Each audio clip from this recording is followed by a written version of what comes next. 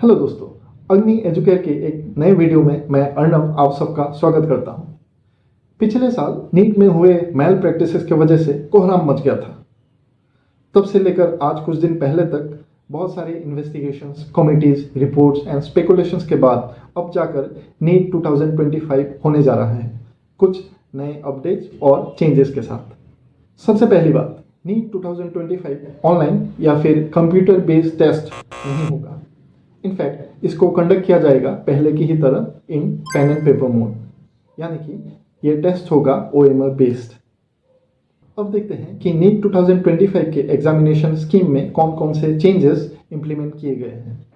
Change number 1, question paper से section B के 20 optional questions हटा दिए गए हैं, यानी कि अब से नीट के पेपर में आपको देखने को मिलेंगे टोटल 180 क्वेश्चंस, जिनमें से 45 होंगे फिजिक्स के, 45 होंगे केमिस्ट्री के और बाकी 90 होंगे बायोलॉजी के। चेंज नंबर 2, इस पेपर को सॉल्व करने के लिए दिया जाता था 200 मिनट्स, जिसको घटाकर अभी कर दिया गया है 180 मिनट्स, यानी कि 3 घंटे। Change number 3, bonus marks provisions. पिछले साल यानी कि नीट 2024 में सेक्शन ए और सेक्शन बी दोनों के लिए ही बोनस मार्क्स के प्रोविजंस अलग अलग हुआ करते थे। इस साल नीट 2025 में क्योंकि क्वेश्चन पेपर से पूरे सेक्शन बी को ही हटा दिया गया है, इसीलिए उस सेक्शन के बोनस मार्क्स के प्रोविजंस भी ऑटोमेटिकली नल एंड वॉइड हो गए हैं और जो पिछले साल के सेक्शन ए के प्रोविजंस हुआ करते थे फॉर बोनस मार्क्स, वही इस साल पूरे पेपर के लिए लागू होंगे। तो मैं आपके लिए नीट 2025 के बोनस मार्क्स के प्रोविजंस को एक बार एक्सप्लेन कर देता हूँ।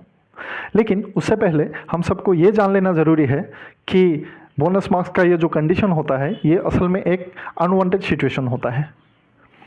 आइडियली नीट के पेपर के सारे क्वेश्चंस ऐसे होने चाहिए जिनके चारों ऑप्शंस में से सिर्फ एक ही ऑप्शन ऐसा हो जो कि सही हो, लेकिन किसी वजह से अगर इस केस में NTA से कोई गलती हो जाती है तभी बोनस मार्क्स की नौबत आती है।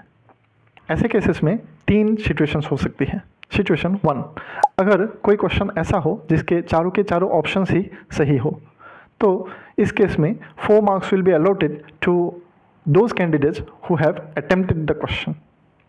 सिचुएशन 2, अगर कोई क्वेश्चन ऐसा हो जिसमें एक से ज़्यादा ऑप्शंस करेक्ट हो, तो इस केस में सिर्फ उन्हीं कैंडिडेट्स को 4 मार्क्स दिए जाएंगे जिन्होंने उन सही ऑप्शंस में से किसी एक को चुना हो।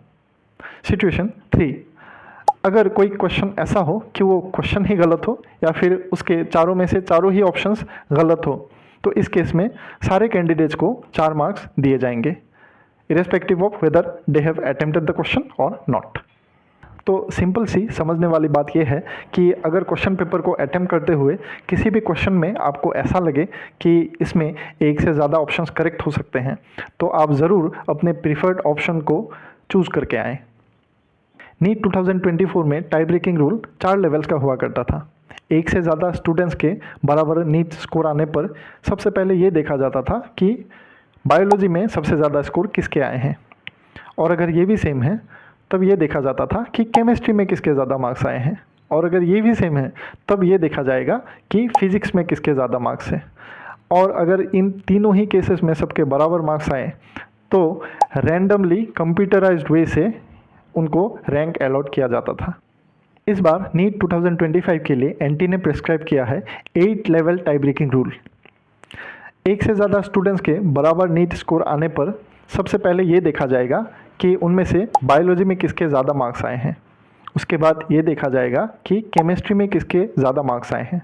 अगर ये भी सेम हो तब ये देखा जाएगा कि फिज़िक्स में किसके ज़्यादा मार्क्स आए हैं, और अगर इन तीनों ही केसेस में बराबर मार्क्स आता है तब ये देखा जाएगा कि पूरे पेपर में कम से कम इनकरेक्ट अटेम्प्ट किसके हुए हैं, और अगर ये भी सेम होता है तब ये देखा जाएगा कि बायोलॉजी में सबसे कम इनकरेक्ट अटेम्प्ट्स किसके हैं, और अगर ये भी सेम आता है तब ये देखा जाएगा कि केमिस्ट्री में सबसे कम इनकरेक्ट अटेम्प्ट किसके हैं, और अगर बाई चांस ये भी सेम होता है तब ये देखा जाएगा कि फिज़िक्स में कम से कम इनकरेक्ट अटेम्प्ट किसके हुए हैं।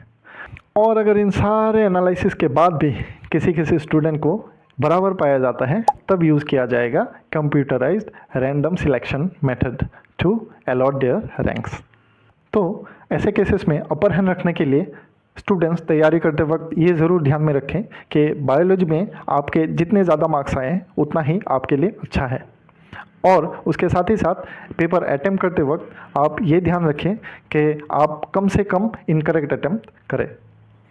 एजुकेशन और एग्ज़ाम से जुड़े इसी तरह की वैल्यूबल और इन्फॉर्मेटिव कंटेंट्स के लिए जुड़े रहें अग्नि एजुकेयर के साथ।